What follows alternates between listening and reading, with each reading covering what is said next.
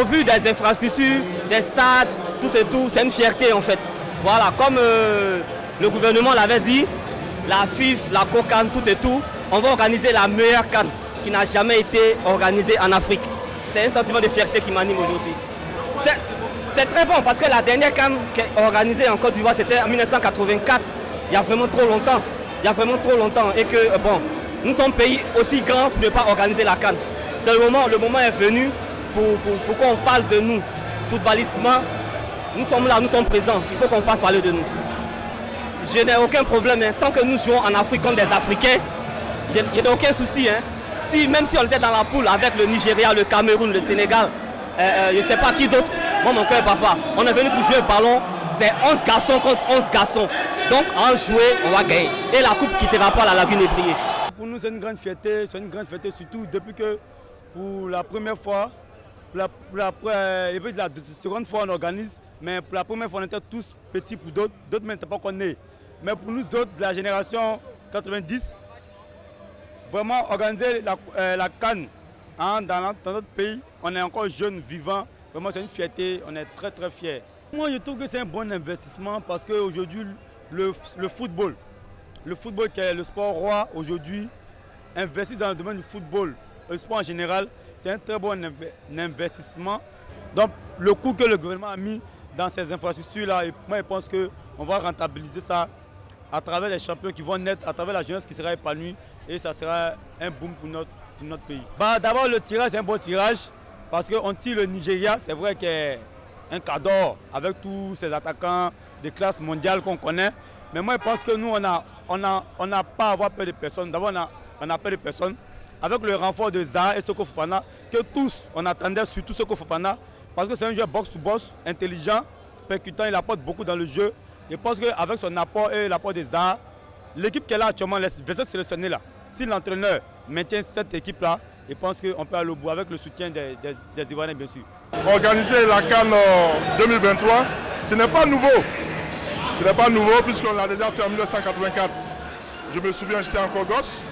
Et pour moi encore de voir la Côte d'Ivoire venir encore organiser une CAN pour 2023, je me dis c'est énorme, c'est une grosse fierté et je souhaiterais même qu'un jour, dans 10 ans ou bien 20 ans, elle soit proposée à organiser un mondial. Et quand on regarde un peu l'Afrique, il y a près de 52 États et dit que la Côte d'Ivoire d'abord a joué déjà 4 finales de Coupe d'Afrique des Nations de football, a remporté 2 et à sa deuxième organisation de Coupe d'Afrique des Nations de football, c'est extraordinaire. C'est une nation puissante, c'est une nation énorme. Alors je pense qu'il n'y a rien à dire. Nous avons toujours fait partie du monde du football mondialement et au niveau de l'Afrique, il n'y a rien à dire. Moi je pense qu'il n'y a rien à dire et qu'il faut encore penser à organiser un mondial, pourquoi pas, en 2050, ça va venir. Mais ça colle à la Côte d'Ivoire, puisqu'elle-même a organisé une Coupe d'Afrique des Nations, il y a de cela 40 ans bientôt. Alors c'est un gouvernement de continuité, de logique, puisqu'elle sait que son peuple est un peuple de sport, de joie et c'est normal. À travers le sport, il y a aussi beaucoup de choses extraordinaires que ça civilise, ça éduque une population, c'est pensé, c'est normal. Alors moi je pense que ce gouvernement-là n'a fait que suivre le gouvernement de 84, alors c'est une suite logique, c'est normal et je pense que d'autres gouvernements viendront encore, vont faire encore. Il n'y a pas de gâchis dans ça, c'est civilisé.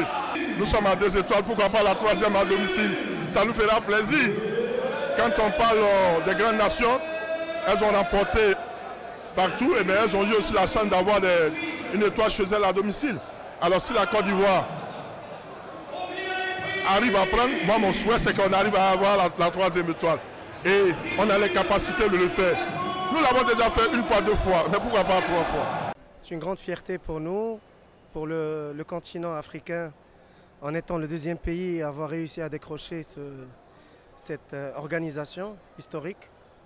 Bon, il faut dire aussi que c'est le travail d'une longue haleine. Hein. Ça fait une 20aine d'années, on était le premier pays à postuler. Donc ça démontre à toute la jeunesse marocaine En fait, le football, il n'arrête pas de nous donner des leçons, comme quoi il faut de l'abnégation. C'est une vingtaine d'années qu'on prépare les dossiers. Pour vous dire, il nous manque qu'un seul terrain pour achever tous les terrains. Ça veut dire que le travail a commencé il y a longtemps. Mais c'est vrai que c'est une vraie fierté de s'associer déjà à deux pays frontaliers, le Portugal et l'Espagne, deux grandes autres nations de foot. Et on espère qu'on sera au rendez-vous pour représenter le continent africain et le peuple arabe aussi. Et voilà, donc on espère que ça sera une fête pour tout le continent. Le Maroc, il a vu la chose sur tout le plan sportif. Donc ce n'est pas uniquement les stades, c'est la formation. Donc ça, vous avez pu le voir en termes de résultats. On a un centre Mohamed VI qui est exemplaire, peu de gens en parlent. Mais bon, c'est juste la face cachée, la face visible. C'est bien sûr les terrains, les hôtels, l'infrastructure. La CAN, pour vous dire, on aurait pu l'organiser il y a longtemps parce qu'on accueillait déjà les équipes pour lesquelles ils n'avaient pas de stade. Donc on arrivait à organiser beaucoup d'événements. Mais pour nous aussi, c'est une fierté parce que tout commence par l'Afrique. L'Afrique, comme le disait Feu Hassan II, les racines ils sont ancrées dans le continent et les branches et les feuilles elles sont orientées vers l'Europe. Et là, je crois que le Maroc ainsi que d'autres pays comme la Côte d'Ivoire qui organise cette prochaine édition, je crois que main dans la main, on pourra démontrer au monde que l'Afrique a sa place parmi les grandes nations de foot et de sport en général. Alors, sur le papier, on est favori. Mais réellement, on est humble, on est modeste et on respecte toutes les équipes. Je ne vais pas reprendre les mots de Walid Regragui, mais c'est quelqu'un que j'admire tellement, qui sait un peu contextualiser chaque chose. Parce que le contexte africain est loin du contexte mondial. D'accord, ici, il y a un climat particulier. Les joueurs de toutes les équipes africaines sont de classe mondiale. Les contextes sont différents. Et on a nos chances. On veut la gagner. C'est un rêve pour toute une génération. Parce qu'il y a une génération qui va se terminer ici, qui ne va pas aller jusqu'aux États-Unis, ni en 2030. Là, on espère que ce sera un cadeau pour cette génération qui nous a rendus fiers au Qatar en étant demi-finaliste. Mais ça va être dur. Surtout avec des équipes comme la Côte d'Ivoire, le Sénégal, l'Algérie et les autres prétendants. Ça va être dur, mais ça va être une belle fête, surtout en Côte d'Ivoire, un pays frère. Le Maroc a obtenu l'organisation de la Coupe du Monde en 2030. En tant que Marocain africain, ça sera un parcours très chaleureux pour l'Afrique en général, pas tout pour le Maroc, parce que de toute façon, on aura plus de pays africains dans la Coupe du Monde. Et puis ça sera un parcours. J'espère que cette fois, la Coupe restera en Afrique. Au Maroc, on peut dire qu'on a au moins 10 villes touristiques et chaque ville te fait oublier l'autre ville, c'est-à-dire chaque ville a cette caractéristique. Et donc ça sera un truc de ouf, comme on dit ici en Côte d'Ivoire, un truc de malade. Mais en tout cas, on a plusieurs terrains, des terrains qui peuvent prendre plus de 90 000 personnes. Là, à Casablanca, ils sont en train de construire un terrain de 113 000 personnes. C'est-à-dire le terrain peut obtenir plus de 113 000 personnes. Donc je suis fier et tous les Africains doivent être fiers d'être un Africain. Ben, c'est une fierté, c'est comme vous.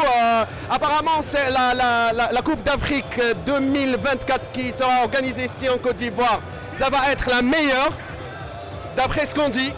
On l'espère. On va assister au match. On va voir ce qui va se passer. Pour le Maroc, honnêtement, je ne sais pas tout ce qui est organisation, mais tout ce qui est infrastructure, je suis sûr et certain que ça va marcher. Il y a tous les stades, TGV, trains, avions, aéroports et les hôtels aussi. Mais c'est une joie pour le peuple marocain et c'est une joie pour l'Afrique aussi. Nous, on est des frères.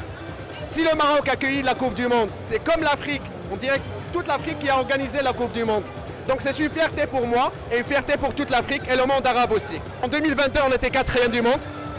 On a fait une très belle Coupe du Monde. Ici, la Coupe d'Afrique, ce n'est pas la Coupe du Monde, c'est autre chose, c'est un autre climat, c'est d'autres circonstances. On va essayer de partir jusqu'au bout. Pourquoi pas la remporter, mais face à une équipe de Côte d'Ivoire, et il y a beaucoup d'équipes africaines qui sont très fortes, Égypte, Sénégal, donc on va essayer de partir jusqu'au bout.